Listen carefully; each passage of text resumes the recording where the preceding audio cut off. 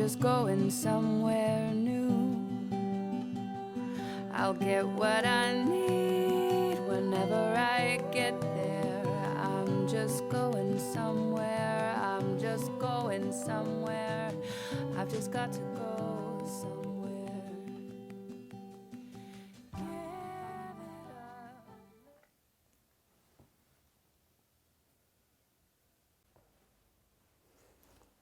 Hey, Vanessa, right?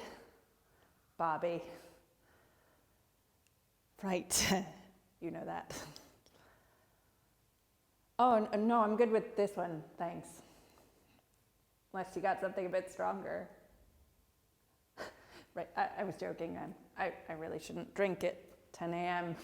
Rumors will spread, but thank you for accommodating my humor. Yeah, of course. Go ahead.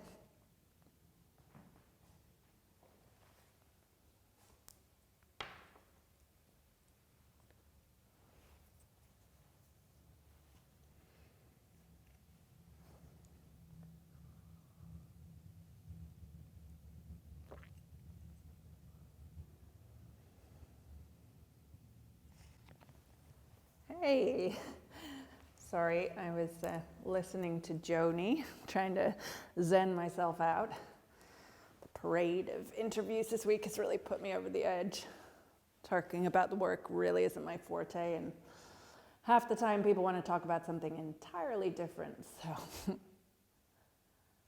Oh yeah, she's in the bathroom. I can't believe she picked this place. I used to work here, but it didn't end well. I told the manager to go fuck herself, so I'm really hoping she doesn't work here anymore. Melissa. Jesus fucking Christ.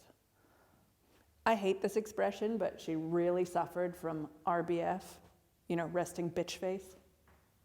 It was a really accurate description of her face and her soul. I always thought people who were members here were dickheads. Now we've both been offered membership. The irony, right? Cold. No? Why? Oh, the flasher routine. Well, apparently wearing jeans and a t-shirt to a press interview is considered a faux pas or something, and after a few nasty Instagram posts by some idiots who don't have anything better to do with their time than comment on my choice of outfit for screenings of the film, the studio hired me a stylist, so I'm wearing this. Do you know what they call this color? Salmon. Salmon. Salmon. I'm wearing a fucking fish. I haven't felt this uncomfortable since my mom made me wear a pink princess dress to my high school prom with tulle out to here. Believe me, it was not a pretty picture. I was no prom queen.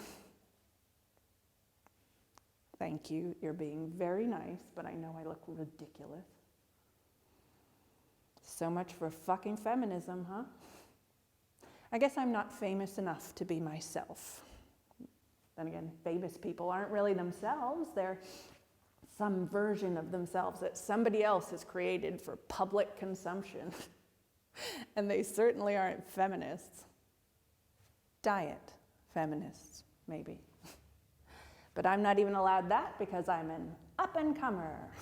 Uniform required. Fuck identity. A filmmaker doesn't need a fucking identity, do they? Sorry, I know you're used to this sort of thing. Dressing up in clothes that somebody else chooses for you just to make everyone happy apart from yourself. It's part of what you bought into or signed up for. But I'm not used to being part of the marketing, if you know what I mean. Never did I think I'd help sell a film. A few interviews, sure, but no photo shoots or red carpets, horrible things. Smiling for the camera, for what fucking purpose? But I've never done anything with this big a budget before. I guess that's what comes with funding. Salmon-colored dresses for red carpet walking and New York Times interviews. I should be grateful. We're only here for the goddamn festival anyway. I thought they were supposed to be about the art, but I was wrong. Business all the way, sell, sell, sell. I'm sorry. I'll shut up. Let you get a word in edgewise. You're the actor, for God's sake. Oh boy, here we go.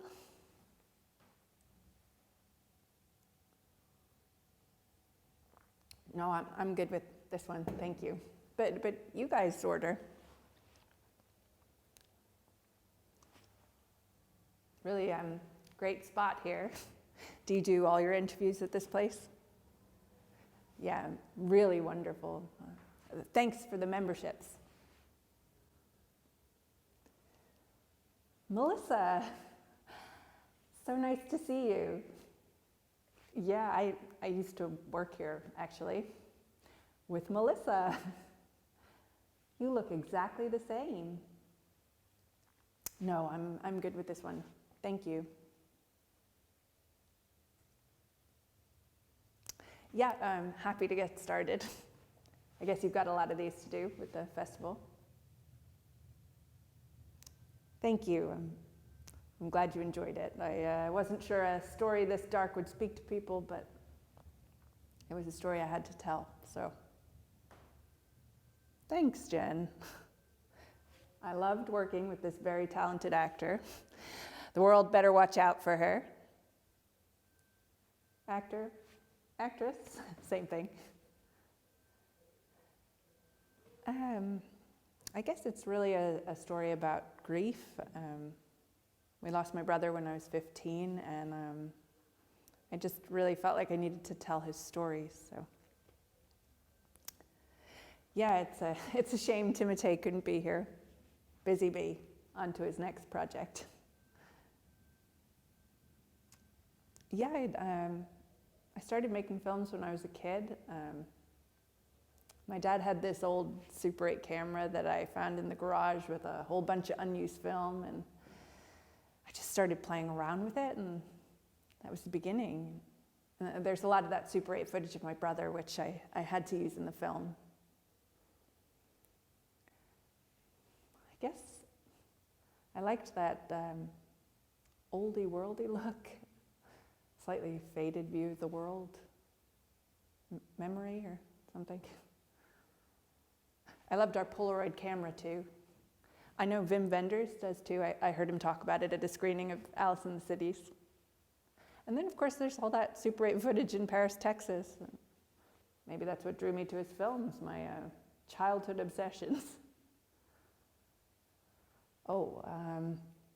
Herzog, Scorsese, Bergman. I mean, he's probably my biggest influence on most aspiring filmmakers, I'd imagine.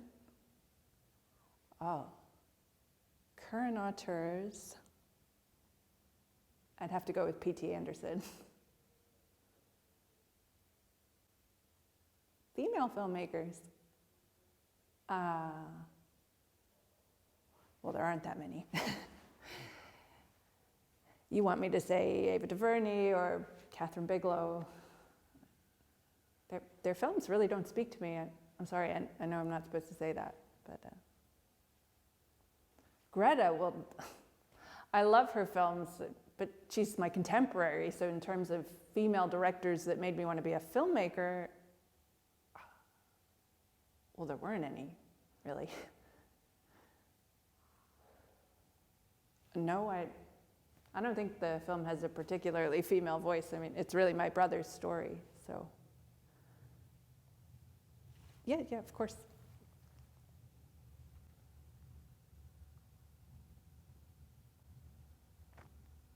Sorry, what did you just ask her? What was it like to work with a female director? Well, don't you think that's a strange question? 'Cause it shouldn't be any different? No, what makes my films different is me, of which being female is only one part. What makes your journalism different to your male colleagues? How would you feel if I asked you that? Well, I find that fucking hard to believe. Are we really just talking about not having to worry about me being a sexual predator on set, that I automatically create a better on-set environment because I have a vagina? Well, I got to tell you, some of the most hostile work environments I've ever worked in were created by women. Being a woman doesn't automatically make you good or kind or generous, and if you think so, you're deluded. And having a penis doesn't mean you'll use it as a weapon. Ask her a real question about what it was like to work with me, not what was it like to work with a female director. It's offensive because you're putting me in a box you can check off your list. I'm an artist. I'm an artist trying to capture what it means to be a human being. That's it, plain and simple. Do I have to be a spokeswoman for feminism for the whole fucking Me Too campaign? No, I'm not overreacting. For years, I worked making films on the side for no money, working day jobs like waitressing at this fucking place, and nobody noticed. I worked, and I worked, and I worked, and I might as well have been invisible, and then finally, somebody noticed, and now it's like my success, my artistry, my talent is all about being a woman, and not about being a filmmaker. Fuck that. It's because I worked hard. It's because I have something to say. It's because I learned from the most influential filmmakers that came before me, and now I want to be part of the community, not some fucking subcategory. I'll raise my voice if I fucking feel like it, Melissa. I don't work for you anymore. And I thought I told you once before, go fuck yourself. I put my soul up in front of the world, and you want to define it? You want to liberate women by putting them in boxes? This is a female voice? Well, I'll tell you what. This is my voice, my fucking voice, and that's all that matters.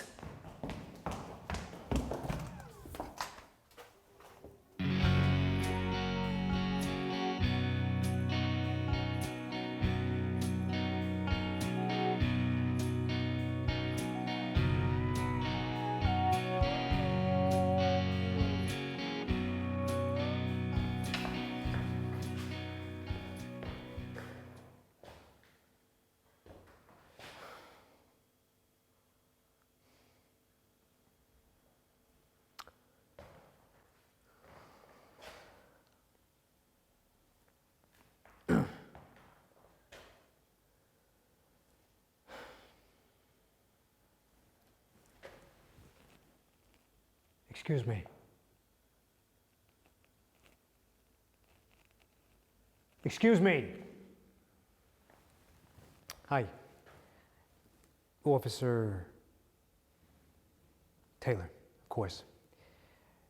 Would you mind, Officer Taylor, if I spoke to my patient for 10 minutes alone without the handcuffs, please?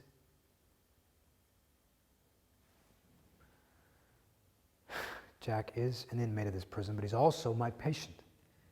He has no history of any violence towards other inmates or officers. Policy. It's prison policy which is stopping me from doing my job. You can understand that, can't you? And I'm sure you can also understand the severity of what it was that Jack attempted to do last night. He's in pain, and I can help him. Okay, how about this? You go and you call whoever it is that you need to go on call. I take full responsibility for everything.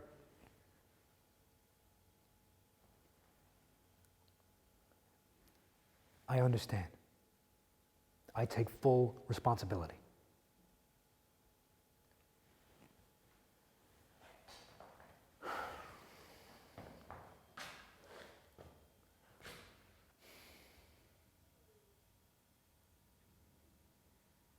Thank you.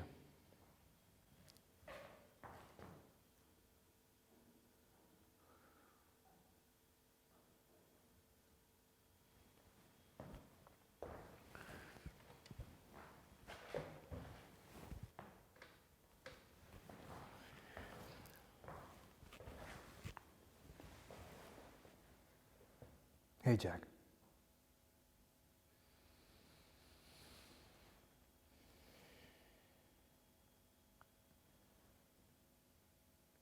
I'm told that you're an introvert. It means you keep to yourself, avoid others, avoid groups. Now that can be dangerous in prison, Jack.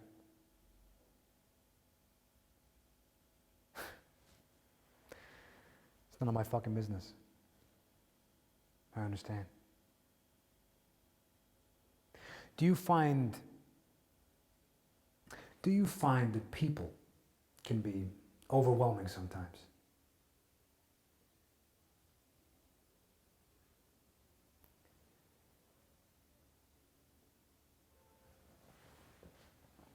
I find this week to be particularly overwhelming for me.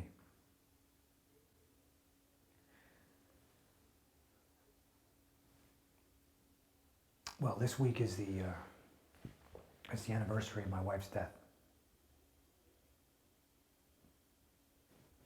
I don't like to talk about my wife with anybody at all, out of respect for her. But you see, there are things about you which remind me of her. Well, she was strong, like you, sweet, vulnerable. And before I met her, she was incarcerated too.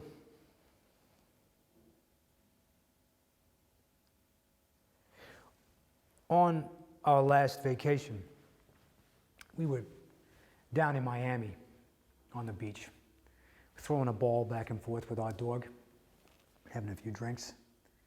And after a while, I noticed that my wife, she wasn't moving as fast as she was. So I asked her what was wrong, and she said, my feet are burning, and I can't feel the sand between my toes.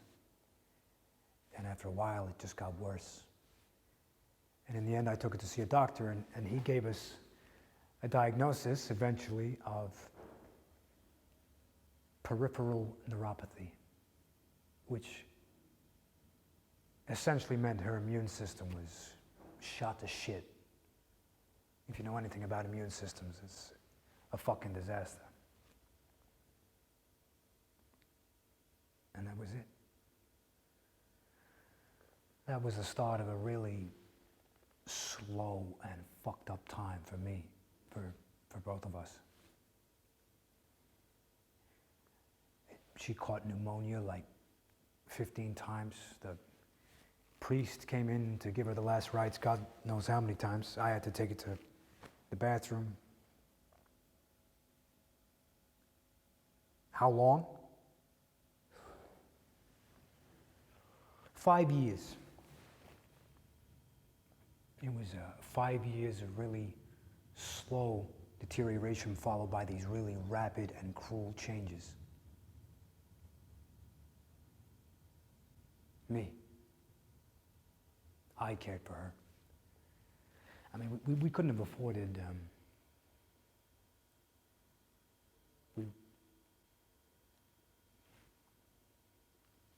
we didn't have the money.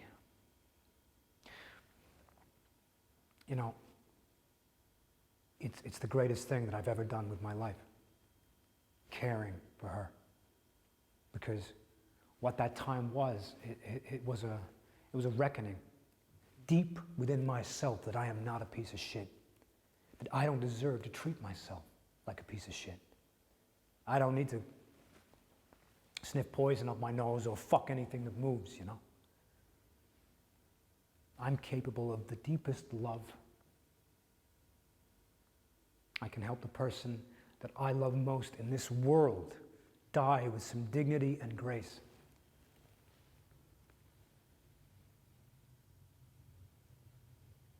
I want to talk to you about the last thing that me and my wife ever did together. Why? Because I think it'll help. So in her last few days, my wife, she was at a hospice. And I just got a brand new motorcycle. Now, I love motorcycles.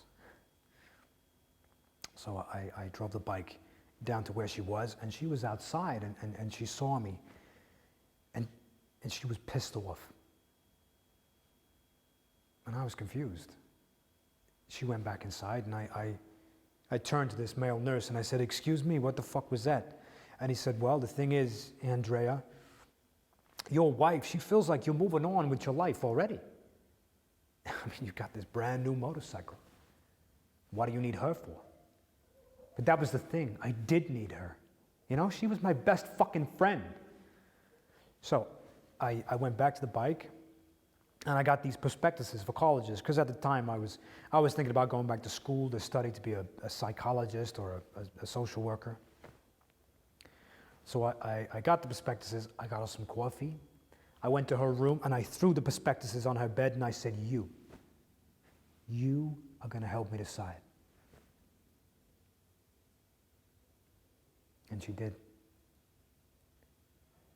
We sat there for hours just talking, laughing. And in the end, we decided where I was going to go. Because that was the thing.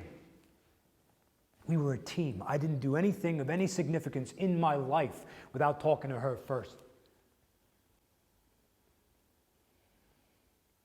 And when we were done, she got up and she's super excited, you know.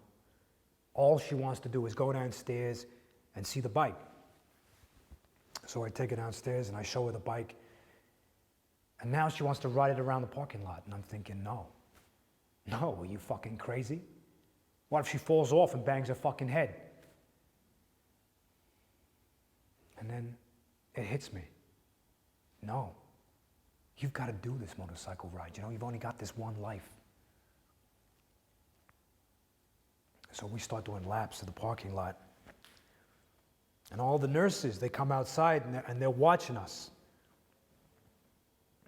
And they're bawling their fucking eyes out. And I was so confused, you know. I'm like, why the fuck are they crying? I mean, I couldn't see what they were seeing. And then my wife, she leans into me and she says, hey, let's hit the I-95. Well, that's women for you, you know. It's never enough for them. And the next thing you know, we're on the I-95 and I'm driving as fast as I fucking can. And I look around and I can see these fucking guys in their Lamborghinis and their Ferraris and their Bugattis and shit. I'm looking at them like, who the fuck are you guys? Huh? What kind of a fucking life are you losers living? I'm here with the woman that I love most, the person that I love most in this world, and she's not going to be here very much longer.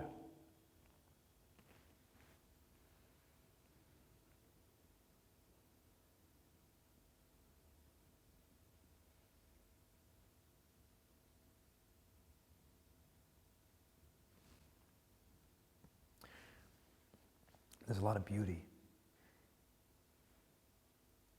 in our most painful moments, Jack.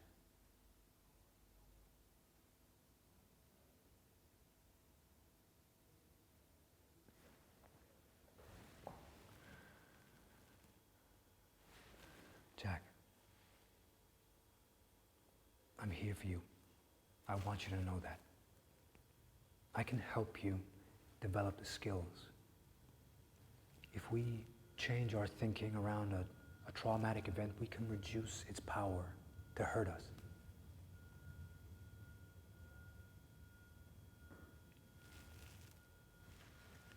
Excuse me, just please, one more minute. Please. Thank you.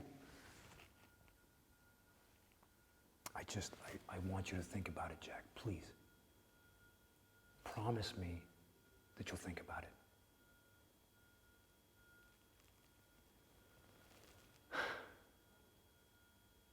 Thank you.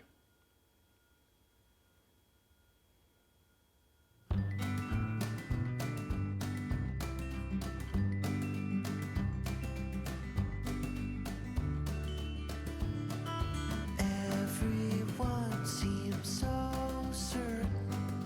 Everyone knows who they are. Mrs. Thomas? Ness Mumford.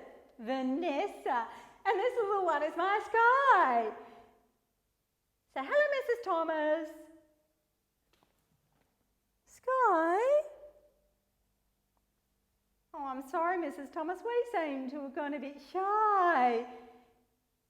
Yes, now it does matter because we've been practicing this at home this morning, haven't we, sweetheart? Say, hello, Mrs. Thomas. Say, that's a girl. Good girl. Oh, thank you, Mrs. Thomas. Sweetheart, come and sit down with Mummy and Mrs. Thomas. Sky? No, don't touch Mrs. Thomas's books. She's a voracious reader, Mrs. Thomas. What she picked up this time? Shakespeare? No, take the cover out of your mouth, right out. Now pop it back. She's such an individual. Pop it back. Good girl. Now come and sit down with Mummy and Mrs. Thomas, please. Quick, Sticks. Oh. I'm sorry, Mrs. Thomas. We seem to have left our manners at home this morning. Sky, Mummy doesn't want to have to count to 3. Come on. Right round. Now pop your bottom on the chair. That's right, your whole bottom. There you go. Well done. Well, Sky, can you answer Mrs. Thomas? Can you tell Mrs. Thomas how old you are? Can you? Oh, no, you're not 7, although I sometimes wonder, Mrs. Thomas. Can you tell Mrs. Thomas how old you are? Can you? Can you? Oh,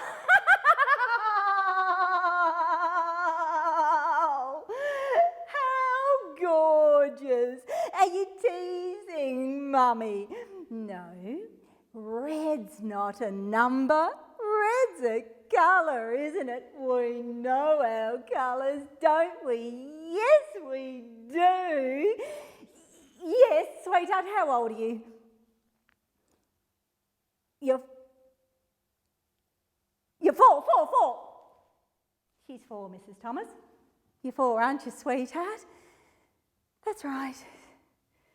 You're 4. Yes, that's right. We're looking for a placement in 2021.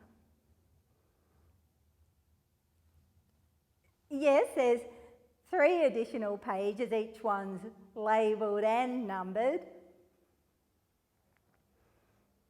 Yes. Yes. Yes, no. Yes. If I could just stop you there, Mrs. Thomas. Sweetheart, Mummy's talking. I know exactly where you're coming from. It does look like Sky's doing an extraordinary amount of extracurricular activities, but there's a perfectly good explanation for that. The truth of the matter is, Sky's brain's going at such a pace that if the poor child doesn't get constant stimulation, she gets bored. Sweetheart, shoes on, please. Yes, Sky does possess a gifted ear for music. Actually, here's a story you'll love. The other day, I took Sky to Healesville Wildlife Sanctuary and after... Sweetheart, that's right. We saw kangaroos, didn't we? Like an elephant, this one. Anyway, afterwards, as a special treat, I took Sky to the gift shop to buy her what I ostensibly thought was a kookaburra.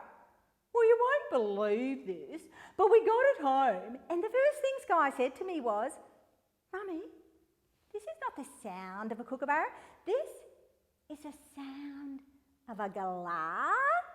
She's absolutely right, Mrs. Thomas. Just have a listen to this.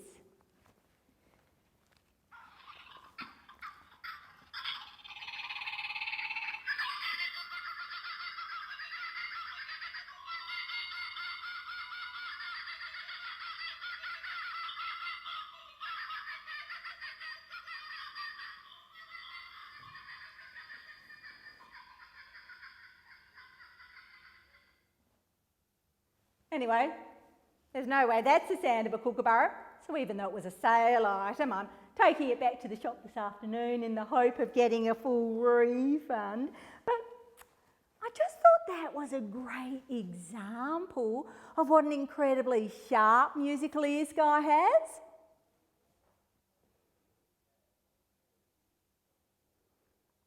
She's really quite a competent swimmer.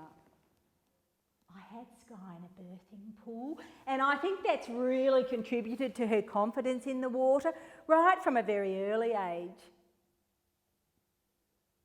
Oh, her numeric skills are off the chart. I've hothoused her since she was a baby. Actually, look, here's another story you'll love.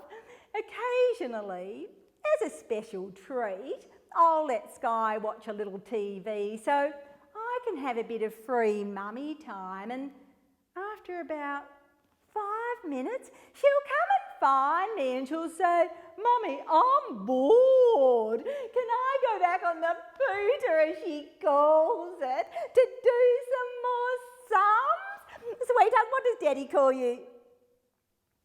Yes, but besides Sky.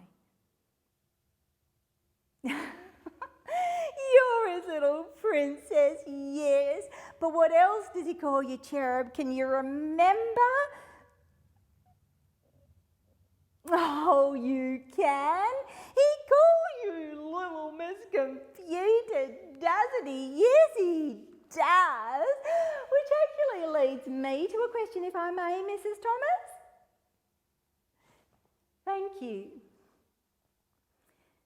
Am I right in my understanding that each applicant has to sit an aptitude test? Oh, well, thank you. That's very reassuring. Yes, in fact, it was the small class sizes that attracted my husband Carl and I to the school. You're at what capacity?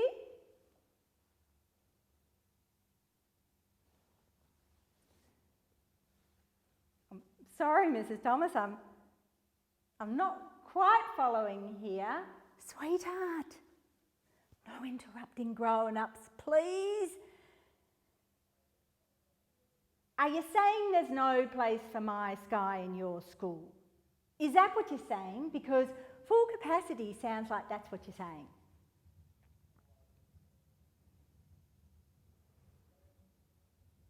A waiting list? Oh, sorry.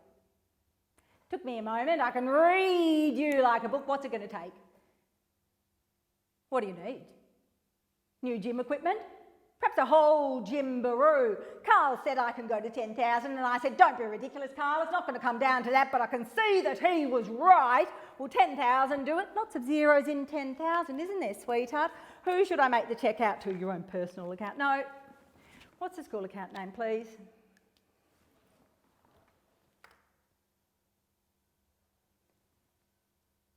Academic performance? She's too bright, isn't she? That's what the problem is. My child's being penalised because she's way off the chart. Oh, wouldn't you? Well, I wouldn't. I'll tell you why. You don't want a child like my Sky in your mediocre little school because you're going to have to work harder. That's what this is about. Mum said I should get a Mensa test and I said, "No, Mum, I don't want Sky turning into a boffin." Now, I wasn't going to mention that, but you've really pushed me, so I have. So yes, the truth is I probably will have Sky Mensa tested. Oh, don't you? Oh, well, let me tell you exactly how I intend to take this further, Mrs. Thomas. Prior to our interview, I did a brief inspection of the sanitary facilities, and believe you me, let me tell you, quite frankly, what I found was an absolute disgrace. And I'm afraid you've left me no option but to report this cesspool of infection to the health authorities. Don't be sorry for me, Mrs. Thomas. No, you've done me a huge favour. You've saved me from a lifetime of having to DEWORM Sky every month, not to mention the head lice that must be rife in this place. Sweetheart, fingers out of noses. I've I've a good mind to tell you where you can stick your rancid little school, but let's just leave it at this. I think it's about time you took your thumb out of your bum and your brain out of neutral. Come on, sweetheart, we're going. Come on, Cherub, let's go. Let's go and get you a baby Chino. Come on, Sky, come on. What? You can't get off the chair. Why can't you get off the chair, Cherub? You've done what?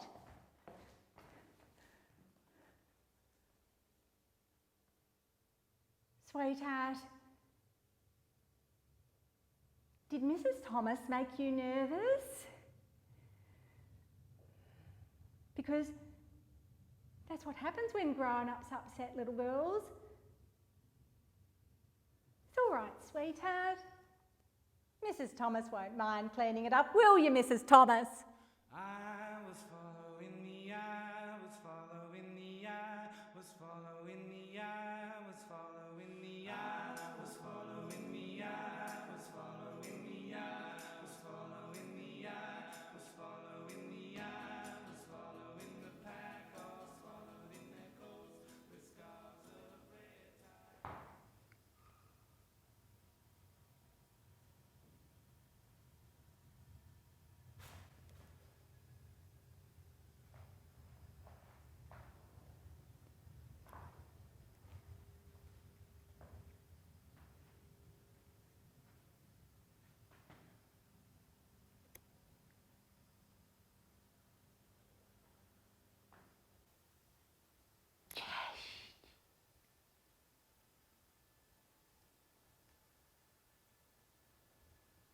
You sleep heavy.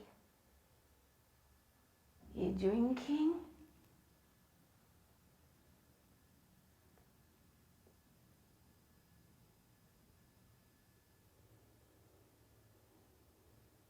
No wife or children.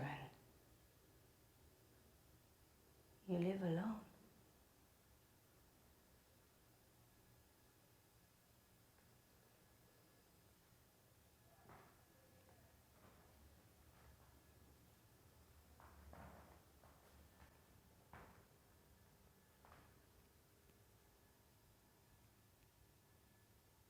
Do you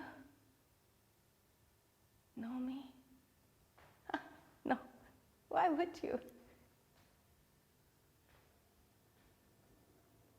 You've aged, but still handsome. No, not like that. But we are, I would say, intimately connected. You don't think so?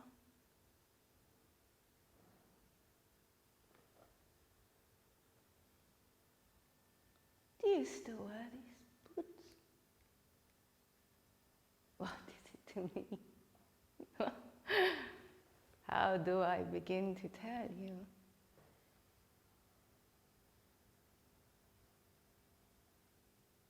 It was a beautiful summer. The harvest had been good and the farmers were happy. They left us alone and we didn't bother them. We settled outside village in forest, just like the forest you live in now. I wonder, is the forest good to you or does it make you hurt? You see,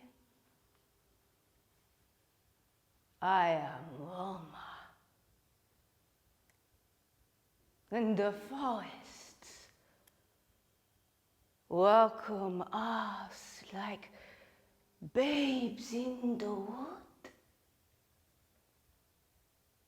I was born under a bush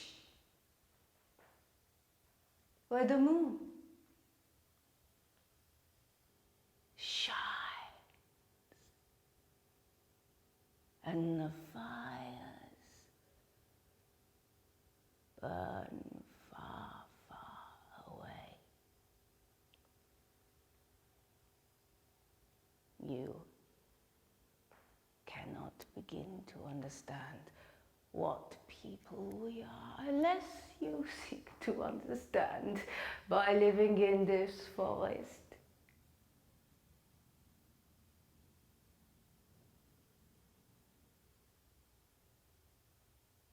Gypsies come.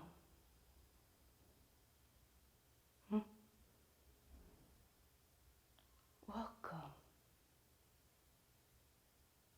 old friend. And so your lessons are learned, are they? Good question, why am I here?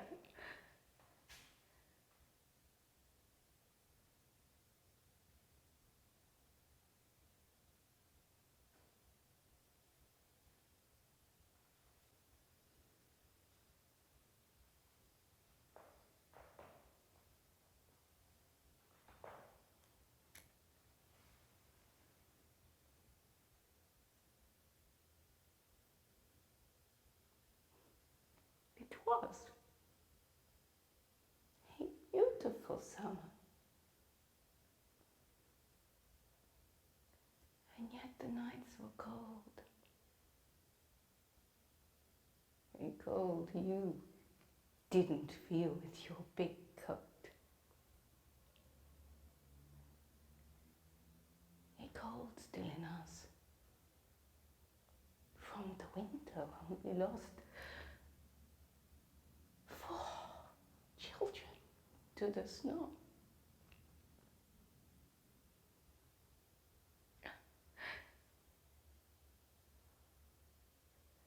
Running. So tired of running. And so that summer night, when the harvest had been good and the farmers were happy, we lit the greatest of fires. It must have been a beacon of light to you.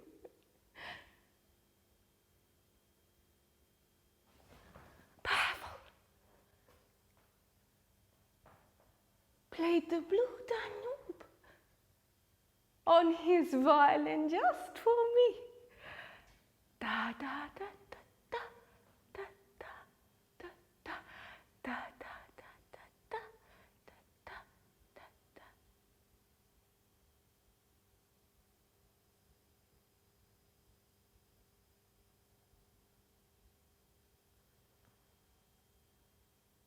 That was the night before you came. 15 August 1943. Gravno, you know it? That is where you came, huh?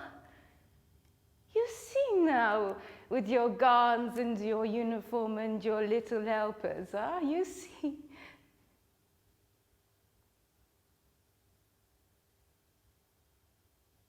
You see nothing.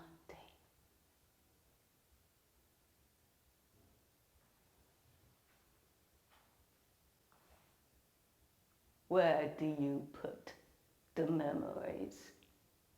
Huh? Where is my Pavel in your mind? You see, for me, he is standing right here. Standing by the grave you made him dig for us, waiting for your bullet to shatter his golden heart.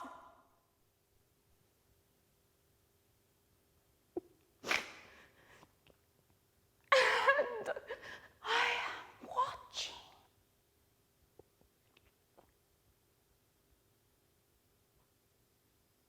And I want more than anything in the world to run and hold his hand.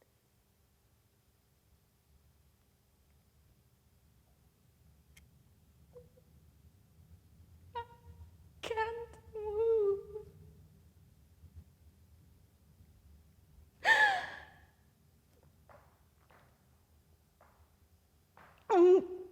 in that moment, everything I ever knew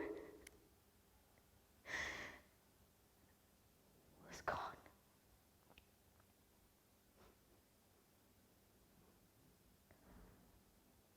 Babes in the wood.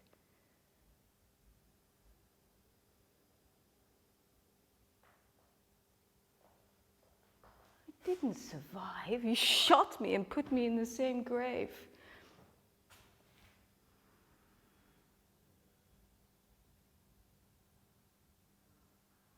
Oh.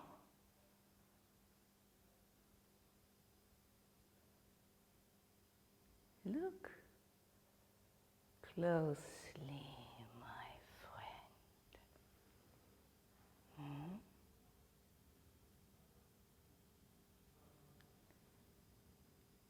That is the look of fear when you don't know what is going to happen next. You look like you've seen ghosts. You have. I am. Don't worry. I'm not going to hurt you. I just want to talk, that's it. Yesterday, the Catholic Church exhumed our remains and placed us in marked grave. I guess I paid you a visit, see if you are still haunted by the memories, but you say that you see nothing.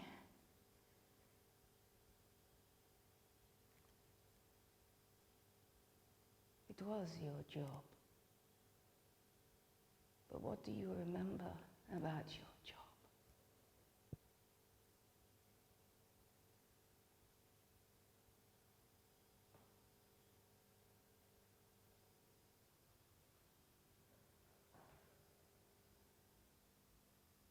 Okay.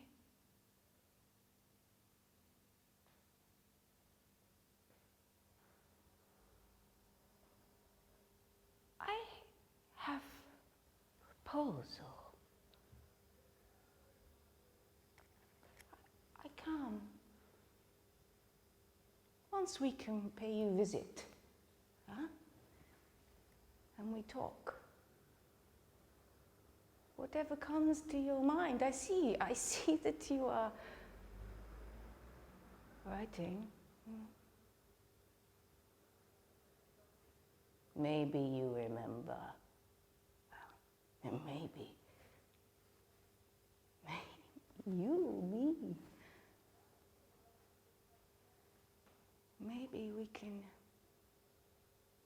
heal. What do you think?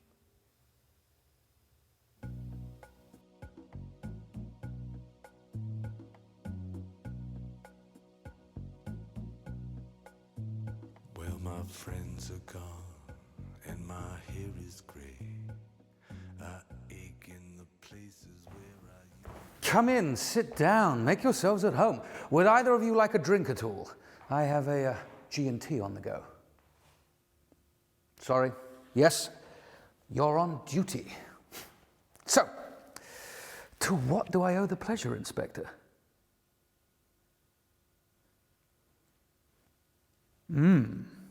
I read about it in the newspaper. Terrible case. It's always unfortunate when something like that happens to a child. You're right, Inspector. If it happens to anyone, it's unfortunate. So, how can I be of assistance? Well, it's been quite a while since I ran the PTA. I don't have all that much to do with the school anymore. Too busy. Work has been very time-consuming of late. I've just been made VP, and with a higher position comes a great deal more responsibility, as I'm sure you can appreciate. In fact, I was discussing that very same subject of responsibility just the other week with your Chief Inspector Riley. You know Tony Riley, do you?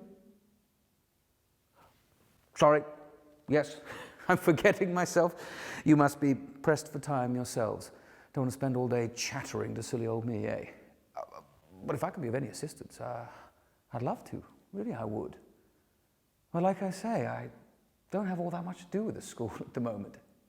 Although, I can give you the number of Grace Farley. She's the lady who took over from me on the PTA. I'm sure I have her number somewhere in the house. She might be able to help you a little bit more. Oh. I never realized that the young boy was in the same class as my little Simon.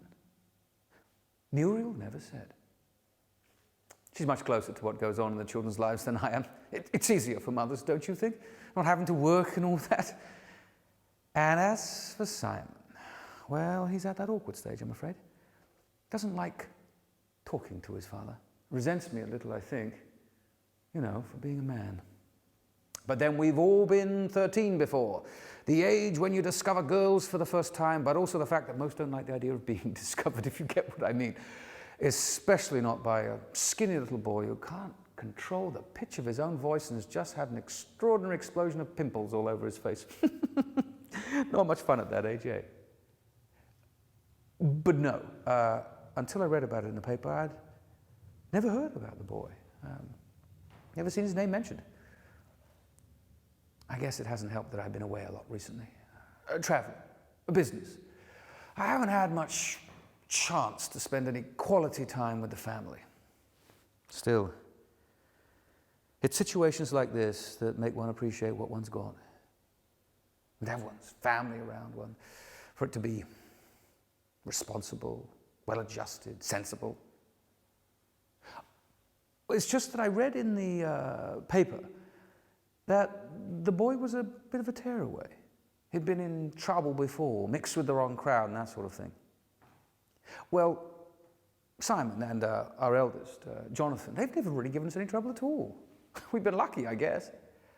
Of course, like all parents, there's been moments when we've torn our hair out over them, but that rather fades into insignificance compared to this poor young fella. He was a scholarship student, wasn't he? Must have been a bright chap, just poor, I guess. Unfortunate background. Well, one must worry about one's own. Sorry, I can't help you more. I'd say you could talk to Simon if you felt you had to, but like I said, he's at that age.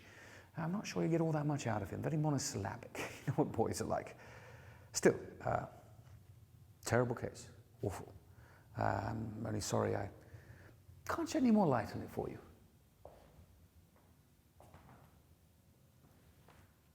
I'm sorry if this may sound rude, Inspector, but I was expecting you to leave now, having explained that I can add nothing to your knowledge on this particular subject. Therefore, I find it quite alarming to see that you haven't moved. What is it that you really want, Inspector? Your presence is puzzling me.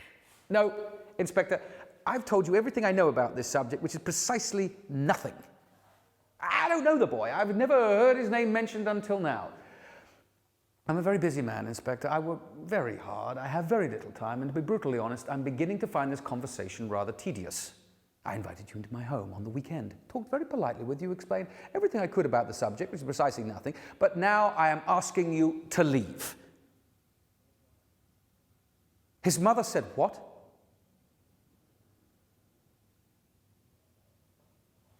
Well, if he came round here with my son. He has a PlayStation. He often has friends around, and I certainly don't keep track of who they are and what they're called. I know. I'm probably not a very good father, not in the traditional sense. But I'm a very successful man, and they don't want for anything, so I'm sure you can appreciate how I wouldn't know whom they mix with. Oh, that's ridiculous, Inspector. Why would the boy come round here when my son was at school? And what was the little bugger doing out of school at that time anyway? Well, I can't explain it. I'm sorry, Inspector, are you accusing me of something? Are you implying that... You're a very sick man, Inspector. You're meant to protect people like me. My taxes pay your salary. If you think it's your God-given right to come round here and harass someone like me, then you've got another thing coming. Chief Inspector Riley will be very interested to hear about your conduct here today, and I'll be more than happy to inform him of it.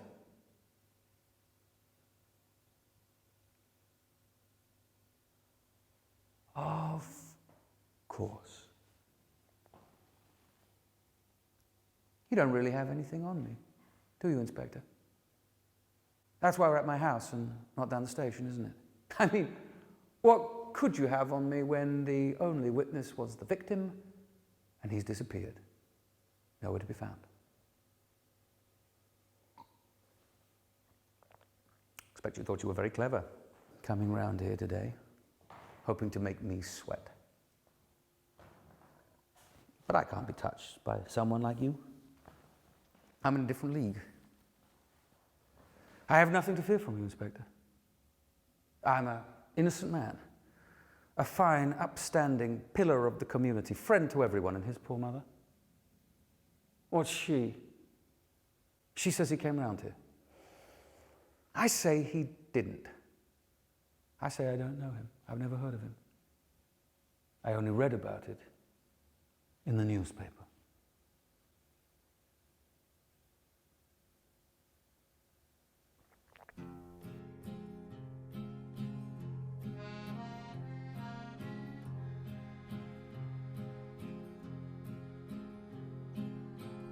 Where in hell can you go?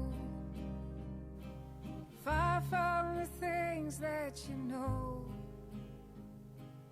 Far from the sprawl of concrete that keeps crawling its way.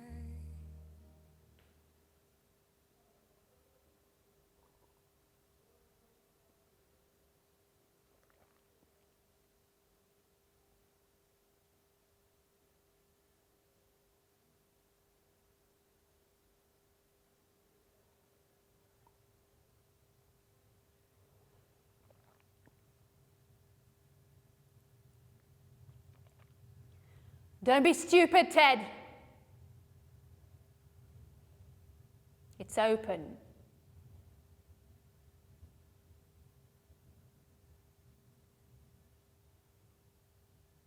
My. What a tempest. Take your fish. I thought it was about time it ate. I haven't fed it since you left. Oh well. It's not my fish.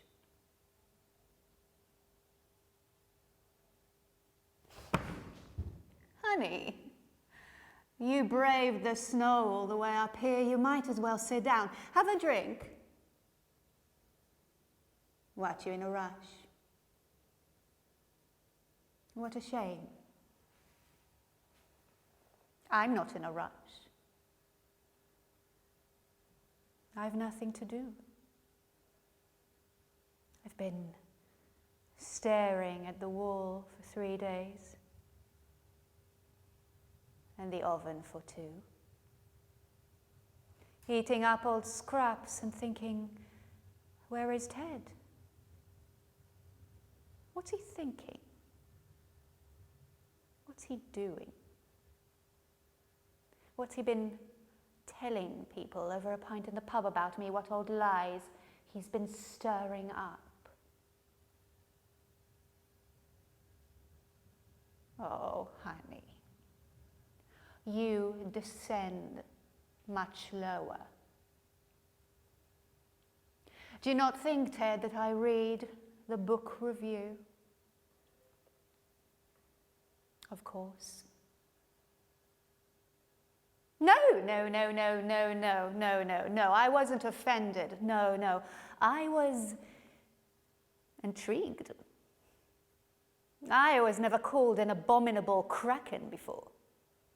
Didn't even know the meaning of the word, really. Had to look it up. I have to say, it is pretty impressive. Kraken. From the Norwegian meaning sea monster.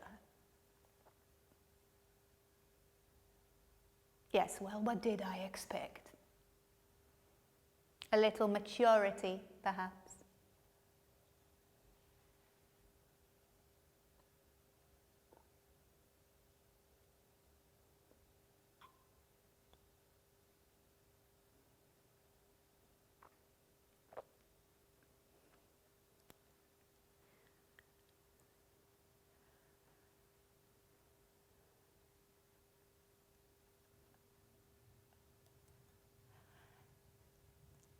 Don't give me that shit, Ted. Don't give me that shit. Was I a monster when you married me? Because I haven't changed. I have not. It's you who changed. You hypocrite. Oh, well, boo-hoo. What? What can't you cope with anymore? Monogamy? Oh, well, touche, honey, touche. Well, you know what? At least he wasn't 12. And a fan. Ah, sickening, isn't it? You want to know what else is sickening, sweetheart? What's even more sickening is you phoning the loony bin up, asking if they would consider having me hospitalized for writing a poem. How petty. What was wrong with my poem, Ted? What didn't you like about it? Was it too graphic? Too obscene? Was it out of time? Oh, I see. Well, what is it that struck you as disgusting about it, Ted? Please tell me. Was it the fact that it was honest? Or the fact that for once, someone actually thought it good enough to put in the paper? Oh, well, excuse me, darling, but I wrote what I saw. Why bother change? People would know. People always know. Ah, don't make me laugh. Your career, what career? Your little book of euphemisms. You are your career, Ted, or perhaps I should say you would have been if you weren't such a fraud. Oh dear, what was that, the F word? Oh, have I offended you now, Ted? Oh, what you gonna do? You gonna go? You're gonna leave, yes. You're gonna run off into the night and avoid a serious discussion again. Well, by all means, darling, don't let me stop you, but this time, do not forget your aquatic friend.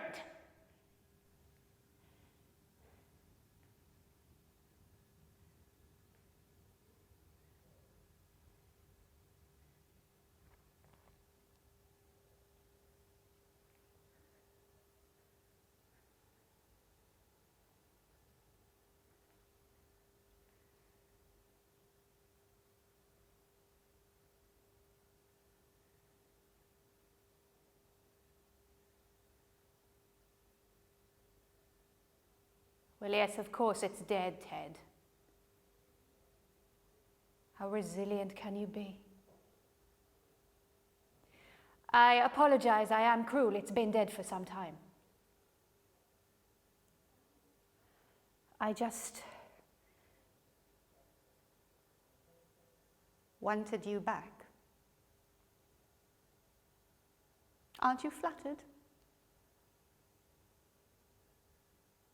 You should be. Well, you can give it a go, Ted, but frankly, I don't see how you would manage. The road must be completely covered by now. The phone is dead. I say we sit and have a chat. Just a chat, don't have to turn nasty. Just try to remind ourselves why we are together.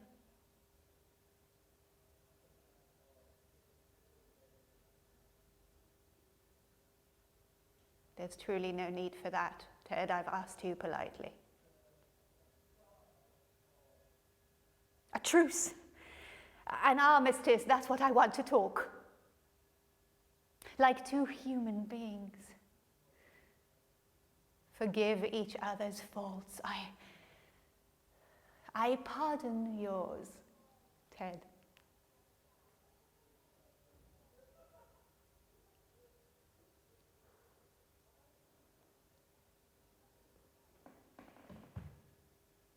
Come now. You don't really hate me, I know that. You wouldn't have come back if you did. And yet here you are again, stuck with me. Please just sit back and enjoy it.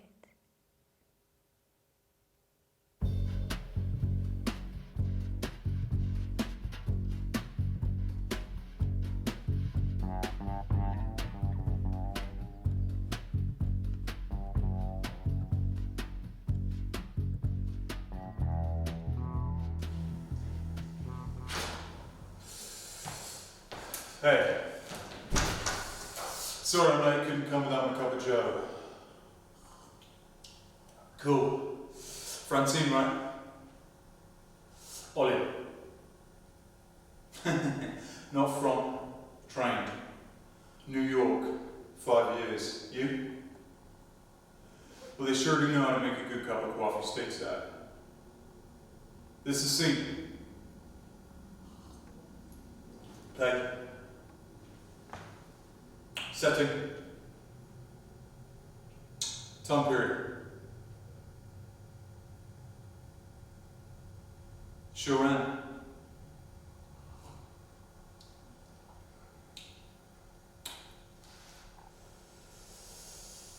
Okay, thank you, Francine. Good evening, guys. My name is Ollie, aka Edge. You may call me what you will. I'm the combat specialist here at Theatre Centre London, and I've been requisitioned upon this evening in order to give you some very basic stage level 1 combat for your first year show. We're going to move thick, we're going to move fast, we're going to move heavy. If at any point you can't take it, put up a paw. Training will cease. Names? Okay, Alice and Joe, I want you to run the scene fully, playing intentions and activities to one another as you did before. Yeah? Positions. Action. Stop. Intention. Reaction. What is your reaction to that? Say your line again. Stop. Intention. Grab it, scrunch it, dump it. You love her. Play the action to love her. Try it.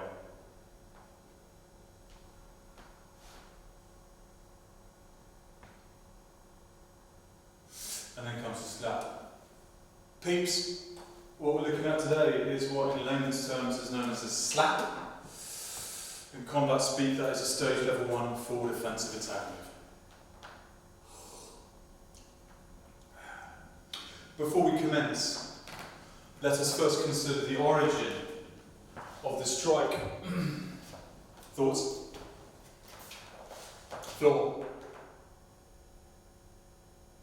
Energy comes from the floor, foot, calf, thigh, knee, abdomen, chest, shoulder, elbow, wrist, and is expunged via the hand.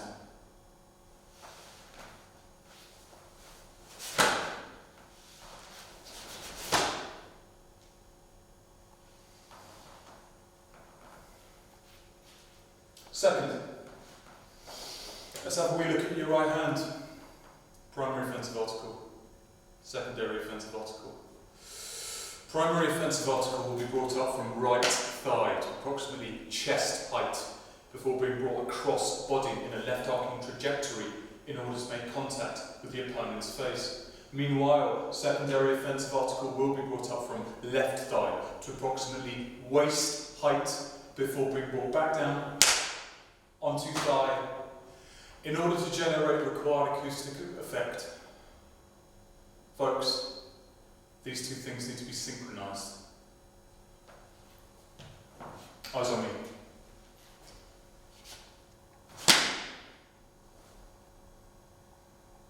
Alice, could you try that for me? Cool. Alice, do a little shakedown for me. We should just loosen up that spine. Yeah, that's it. Cool. Okay, Ready? Action. Nice. Feel it. Cool bananas. Let's incorporate the work into the scene, going from the same place as before. Ready? Positions. Action.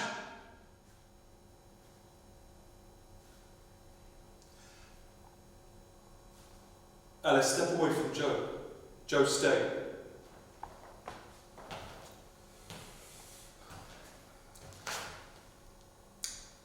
Give me your line, Joe. Just give me your line.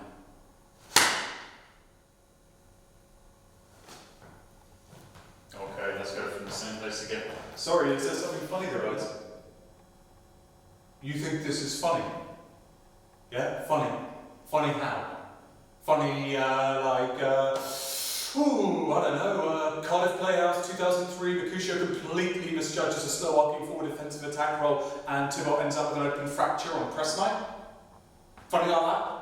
Or, oh shucks, I don't know, Regent's Open Air 2010, Lady Macbeth gets drop kicked in the womb. You think that's funny? You want kids' ass? It's just what? What do you mean? Your character would do this, Joe, trust me. It's not too dangerous, Joe. If it was too dangerous, I would have stopped it by now. Believe you me. Okay, stop! Question. Joe, have you studied stage combat at the New York Metropolitan Film Academy for 5 years, Alice? Have you studied stage combat at the New York Metropolitan Film Academy for 5 years? So can we just have a little bit of theatre awareness, please, dear guys? And allow me to try and impart some craft to you guys. It is all about the craft, guys. I've been to Hollywood, I've worked with the big names. I know what I'm talking... Not now, friends. Oh, right, I'm actually really quite surprised with your attitude, and I'm actually very, very disappointed. And I'm going to have to bring this rehearsal to a close.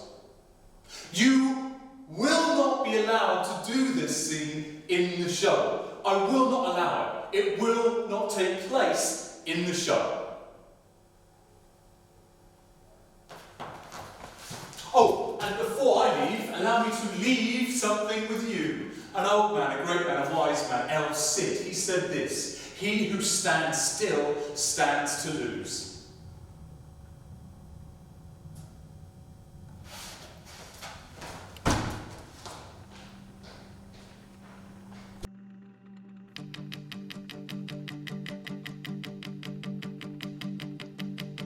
It's just a bad movie where there's no crying, handing the keys to me in this red lion, where the lock that you locked in the suite says there's no prying, when the breath that you breathed in the street screams there's no science. When you look how you look then to me, then I cease lying and fall into silence. This is a life story, so there's no climax, no more new territory. So pull away the IMAX. In the slot that you sliced through the scene, there was no shyness. In the plot that you passed through your teeth, there was no pity, no